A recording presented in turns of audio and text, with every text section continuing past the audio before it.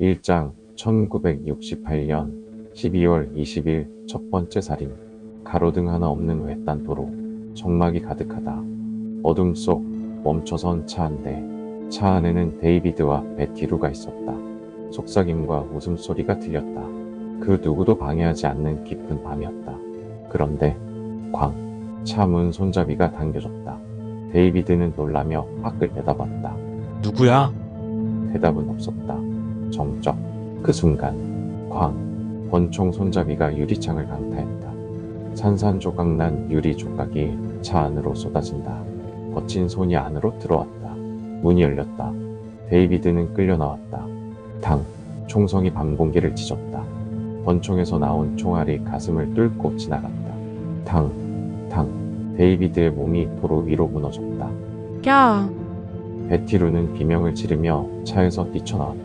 하지만 탕! 등에 총알이 꽂힌다. 탕! 탕! 탕! 탕! 탕! 5발의 총성이 울렸다. 베티루의 몸이 축 처졌다. 도로 위엔 오직 시체 2구와 22구경 권총을 든 한 남자만 남아있었다. 그는 천천히 다가가 피범법이 된 두 사람을 때려다봤다. 웃음을 머금은 채 유유히 어둠 속으로 사라졌다. 며칠 뒤 신문사에 한 통의 편지가 도착한다. 나는 조디악 킬러다. 암호가 적혀 있었다. FBI는 해석했다. 날 잡아봐라. 넌 절대 못 잡을 테니까. 첫 번째 살인은 그렇게 시작되었다. 그리고 그는 다시 나타났다. 2장 1969년 7월 4일 두 번째 살인. 독립기념일 밤. 밤하늘에 불꽃이 터진다. 연인들의 데이트 코스인 블루록 스프링스 파크. 차 안에는 마이클 마고와 달인 페린이 있었다. 둘만의 시간을 보내던 그때 저 멀리 한 차가 다가왔다. 그 차는 그들의 차 바로 뒤에서 멈췄다. 불빛이 꺼졌다. 몇 분 후 그 차는 떠났다. 그러나 10분 후 다시 돌아왔다. 차에서 한 남자가 내렸다. 손에는 권총이 들려 있었다. 그는 망설이지 않았다. 탕, 탕, 탕, 탕. 다리는 비명을 지르기도 전에 가슴과 등에 총을 맞고 그 자리에서 숨졌다. 마이클은 머리와 턱에 총을 맞고도 살아남았다. 피를 흘리며 고통 속에서 몸부림쳤다. 그런데 범인은 그저 미소를 짓고 있었다. 고지어 경찰에 전화가 걸려왔다. 목소리는 차분했다. 방금 사람을 죽였다. 첫 번째 사건처럼. 전화는 끊겼다. 조디악 킬러는 점점 살인을 즐기기 시작했다. 3장 1969년 9월 27일 그 세 번째 살인. 낮. 평화로운 호숫가. 브라이언과 세실리아가 피크닉을 즐기고 있었다. 그때 멀리서 한 남자가 걸어왔다. 머리에는 검은 투건, 앞에는 하얀 십자가가 새겨져 있었다. 그는 가까이 오더니 총을 꺼내 말했다. 돈과 차 키를 내놔. 그러나 그는 애초부터 본이 목적이 아니었다. 총을 거두더니 그들을 땅에 엎드리게 하고 손과 발을 꽁꽁 묶었다. 칼을 꺼냈다. 첫 번째 찌름. 피가 뿜어져 나왔다. 또 한 번, 또 한 번.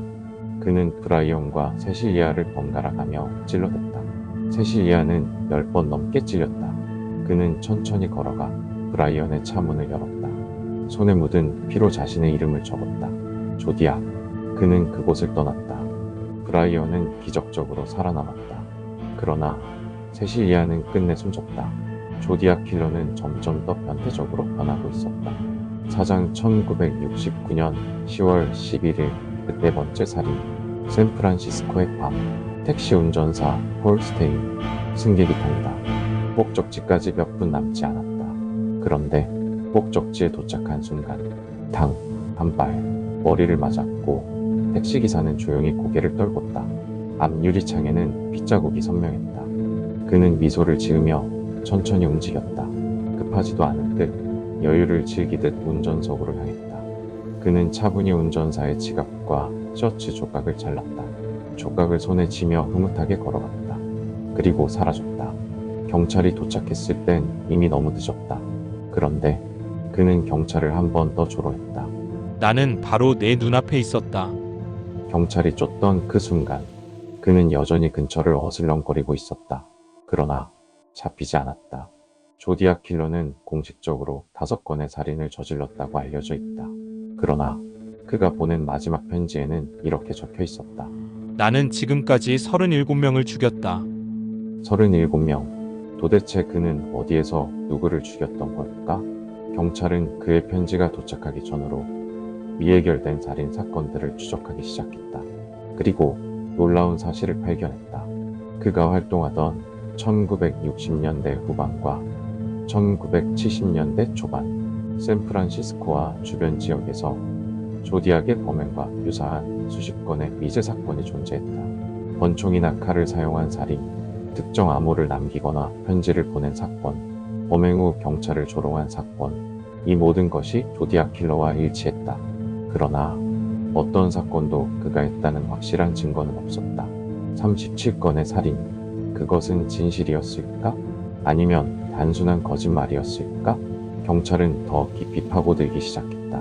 그리고 유력한 용의자들을 수사하기 시작했다. 그중 가장 강력한 용의자들이 있었다. 용의자 라서 리 앨런, 조디악 킬러의 행동과 가장 일치하는 남자.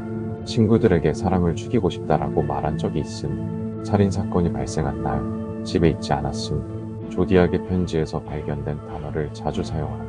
하지만 결정적 증거가 없었다. 용의자 로렌스 K, 범죄 전과가 있음. 범행 시기마다 실종되거나 알리바이가 없음. 하지만 DNA가 맞지 않았다. 용의자 리처드 가이코스키, 신문 기자였고 조디악 킬러의 편지가 도착한 신문사에서 일했음. 그 시체가 조디악의 필적과 유사함. 그러나 결정적 증거 없었다. 이 외에도 수십 명의 용의자들이 조사되었지만 그 누구도 조디악 킬러라는 증거를 남기지 않았다. 조디악 킬러는 여전히 그림자 속에 있었다. 그러나 그는 마지막 편지에서 단서를 남겼다. 조디악 킬러가 보낸 마지막 편지. 그 편지에는 암호문이 적혀 있었다. 이 암호문은 수십 년 동안 풀리지 않았다. 그리고 2020년 FBI와 민간 암호 해독 전문가들이 암호를 해독하는 데 성공했다. 그 내용은 다음과 같았다. 나는 지하 세계에서 일하고 있다. 나는 천국에 갈 필요가 없다. 이미 지옥에서 일하고 있으니까. 이 메시지가 무엇을 의미하는지 아무도 알지 못했다. 단 한 가지 확실한 것은 조디악 킬러는 여전히 미해결 사건으로 남아있다는 것. 그는 누구였을까? 그는 왜 갑자기 사라졌을까? 그리고 정말로 지금도 살아있는 걸까? 조디악 킬러는 1970년대 이후 완전히 자취를 감췄다. 더 이상 편지도 없었고 새로운 살인도 없었다. 그는 사라진 것일까? 아니면 다른 모습으로 변해 살인을 이어갈 것일까? 경찰이 끝까지 풀지 못한 미제 사건. 조디악 킬러는 지금도 어딘가에서 우리의 이야기를 듣고 있을지도 모른다. 정말 끝난 걸까? 아니면 그는 아직도 존재하는 걸까?